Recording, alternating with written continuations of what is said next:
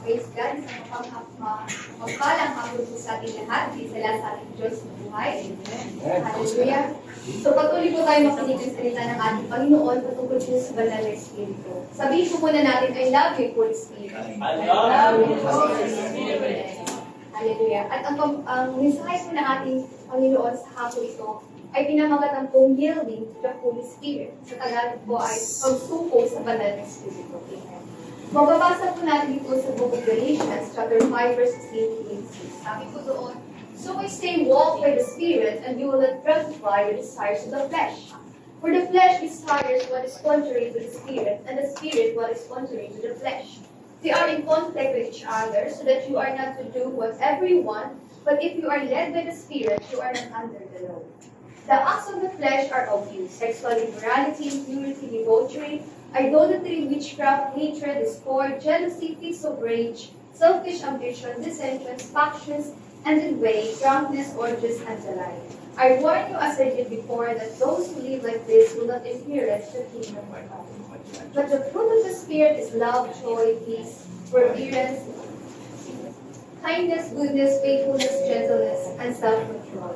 Against such things there is no law. Those who belong to Christ Jesus have crucified the flesh with its passions and desires. Since we live by the Spirit, let us keep in step with the Spirit. Let us not become conceited, provoking, and envy each other. Amen. So, sa hapon ito mga kapatid, we have three objectives na pag-uusapan. First po is to learn how to live yielded to the Holy Spirit in all areas of our life. So, bilang isang Kristiyano, napakahalaga po na alam po natin kung paano po mamuhay ng may pagsuko sa banal na Espiritu. Amen?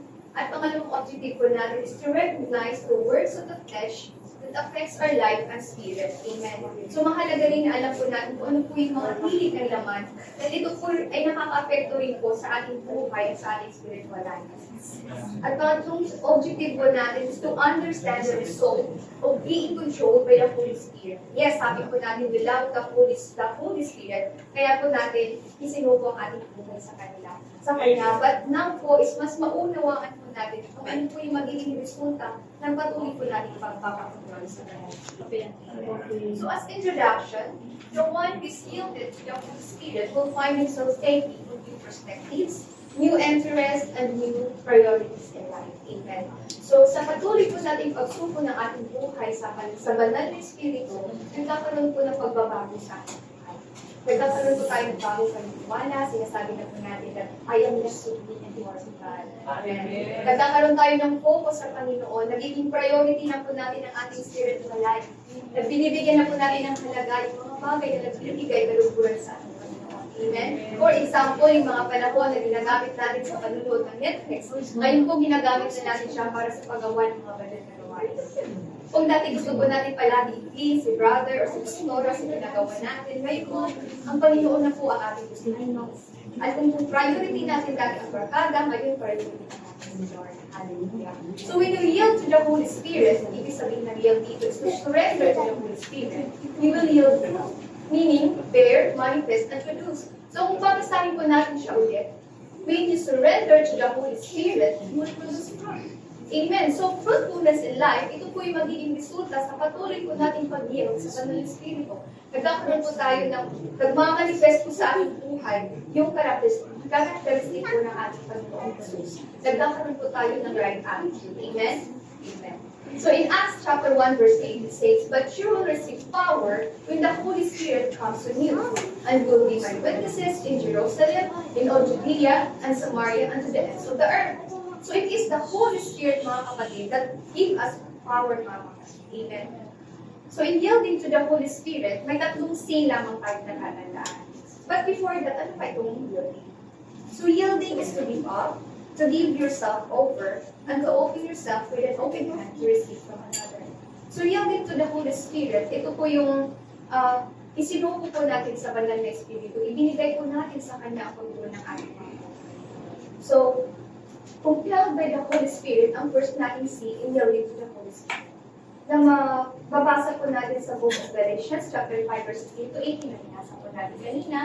And when we say compelled by the Holy Spirit, ibig sabihin, we have to obey whatever it is that God is calling us to. So, here in Galatians chapter 5, verse 16 to 18, it says, "So I say, walk by the Spirit, and you will not gratify the desires of the flesh." So walk by the Spirit. Ito po yung kaparaanan upang tayo po ay mamuhay ng may pagsuko sa Banal na Espiritu. Amen? So walk by the Spirit, for example, galit na galit ka sa iyong kasamahan na matagal nang hindi nagbabayad ng utang sa iyo. So gusto mo na siyang ipahiya sa Facebook, gusto mo na siyang i-post. But now that you are walking in the Spirit, meron ka rin kung puso na gusto mong sumunod sa utos ng ating Panginoon. Amen. At sabi niya sa Matthew 22:39, love your neighbor as you love yourself. So ngayon, may pagmamahal ka na sa iyong kapwa, hindi mo na siya ipapahiya sa Facebook. Lalapitan mo na siya, sasabihan mo na siya na, sige sis, bayaran mo na lang akong pangaliwan ka na. Amen. So, walking in the Spirit requires a mind that is set on Christ rather than self. So, meron na tayong Jesus-centered mind. Hindi na po tayo self-centered. And it is also to become like Jesus. Amen. So we all know the characteristic of our Lord Jesus, that He's so kind, He's so compassionate, He's so loving, He's so forgiving, and also holy. Amen. So living by the Spirit is not a matter of self-effort, trying to be a better person and doing good things. It is a matter of depending on the Spirit instead of ourselves. Amen. So as we continue to yield to the Holy Spirit, mga kapatid, we surrender to the Holy Spirit, we give Him the control of our life, then we are allowing the Holy Spirit to work within our life. Amen. So, a change in our heart will happen. Nagkakaroon tayo ng focus sa Holy Spirit. Nagkakaroon tayo ng focus sa Holy Spirit, nagiging sento na po siya ng ating buhay. Amen. Hallelujah. So, for example po, sa sarili ko po, in one time po, sinabihan po ako ng isang kapatiran, sabi niya po sa akin, Sis Mai, natutuwa po ako sa iyo kasi ang laki po ng pagbabago mo. Dati po ay nag-enjoy